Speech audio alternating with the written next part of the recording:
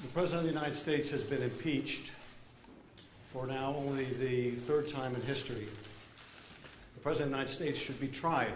Ce vote de la Chambre des représentants qui acte la procédure de destitution, l'impeachment pour Donald Trump, est effectivement historique parce que ça ne se produit pas souvent.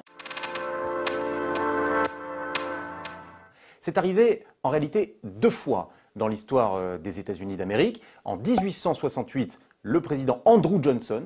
En 1998, Bill Clinton a lui aussi fait l'objet de cette procédure. Et là, on s'interroge tous, on se dit, mais on a tous en tête Richard Nixon en 1974. Eh bien, Richard Nixon, effectivement, faisait l'objet d'une procédure de destitution, d'impeachment, mais les représentants à l'époque n'ont jamais eu l'occasion de la voter, comme ce qui s'est passé hier pour Donald Trump, parce que Richard Nixon a démissionné avant. C'est bien sûr l'affaire du Watergate.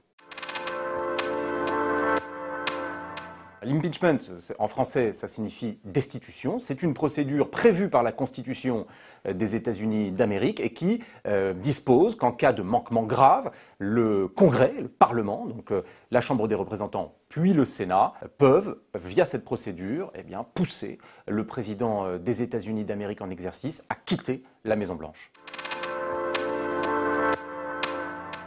La Chambre des représentants, via sa présidente Nancy Pelosi, doit envoyer au Sénat les articles de la destitution. Une fois ces articles envoyés au Sénat, le Sénat se transformera en tribunal. Et le Sénat examinera le fond de l'affaire ukrainienne, pour décider si oui ou non Donald Trump s'est effectivement rendu coupable d'entrave au Congrès et d'abus de pouvoir.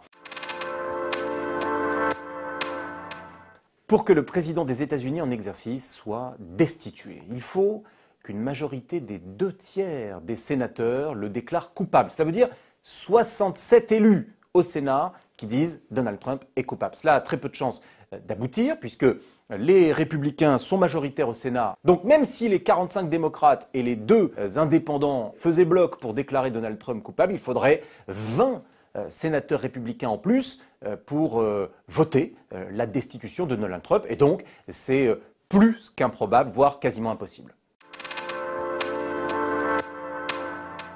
Alors que les représentants au Congrès débattaient de ces articles en destitution, le président des États-Unis était lui en meeting devant ses partisans dans le Michigan et c'est pendant son discours qu'il a reçu la nouvelle et comme à son habitude, une réaction très offensive. The radical left in Congress is consumed with hatred and envy and rage. You see what's going on. I'll tell you, these people are crazy. Il pense même pouvoir tirer profit, en réalité, de cette procédure en impeachment. Son argument qu'il répète à l'envi, c'est de dire « les démocrates ne sont pas capables, ne seraient pas capables de le battre à la loyale » et c'est la raison pour laquelle il se lance dans cette procédure de destitution.